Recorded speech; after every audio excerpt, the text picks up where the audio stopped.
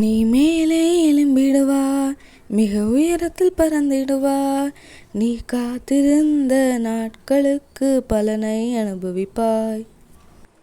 யோபு 1:1 யோபு உத்தமன், சன்மார்க்கன், தேவனுக்கு பயந்தவன், பொல்லாப்புக்கு விலகுகிறவன், எல்லோரிலும் பெரியவனாயிருந்தான் என்று இருக்கிறது.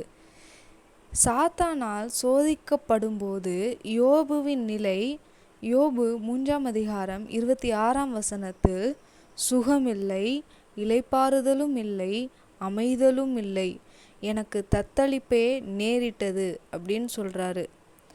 இந்த நிலையிலையும் அவர் வாயிலேருந்து வர வார்த்தைகளை பாருங்களேன்.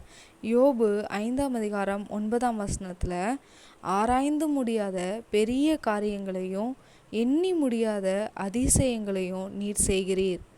5:17 இதோ தேவன் தண்டிக்கிற மனுஷன் பாக்கியவான், ஆகையால் சர்வ வல்லவருடைய சிட்சையை அற்பமாக எண்ணாதிரும் சொல்கிறாரு.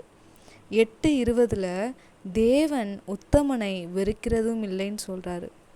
19:25 என் மீட்பர் உயிரோடு இருக்கிறார் அப்படின்னு சொல்கிறாரு. 42:2 தேவரீர் சகலத்தையும் செய்ய வல்லவர், நீர் செய்ய நினைத்தது தடைபடாது என்று சொல்கிறாரு.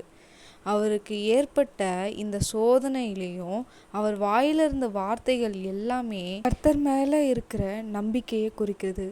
அதனால் கர்த்தர் யோபுவின் முகத்தை பார்த்து அவன் சிறையிருப்பை மாற்றினார்.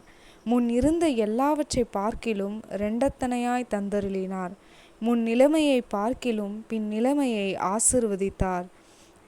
நாமும் இந்த யோபுவை போல் நமக்கு சோதனை நேரிடும் நேரங்களில் எதின் மேலேயோ யார் மேலேயோ வைக்கும் நம்பிக்கையை விட்டுவிட்டு கர்த்தர் பேரில் மட்டுமே நம்பிக்கையாய் இருப்போம்.